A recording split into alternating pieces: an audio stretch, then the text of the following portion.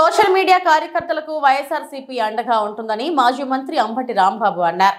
గుంటూరు జైల్లో ఉన్న social media యాక్టివిస్టుల Megha Venkatarama Reddy, కల్లం హరికృష్ణారెడ్డితో పాటు పానుగంటి చైతన్యను ఆ పార్టీ నేతలు పేర్ని నాని, ఎమ్మెల్యే లేళ్ల అప్పారెడ్డి, గుంటూరు మేయర్ కావటి మనోహర్ నాయుడు మంగళవారం పరామర్శించారు.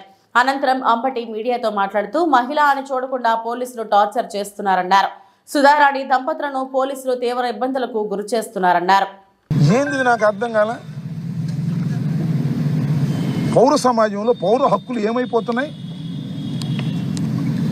నేను ప్రశ్నిస్తున్న పోలీసు వ్యవస్థని.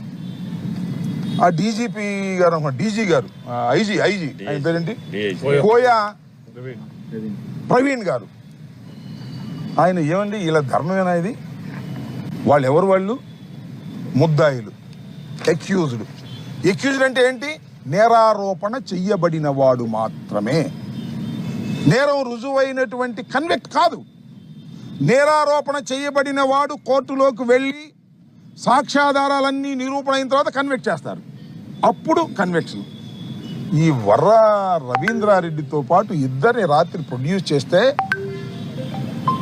సేమ్ టు సేమ్ మన చిలకూరుపేట కేసు లాగానే వర్ర రవీంద్రారెడ్డి మ్యాజిస్ట్రేట్ గారికి రిపోర్ట్ చేశాడు.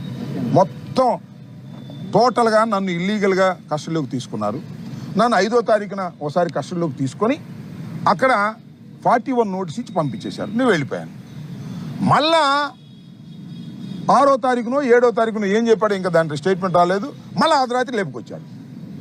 4 రోజుల నుంచి తిప్పుతున్నారు, కొడుతున్నారు, విచ్చలవిడిగా కొట్టారు.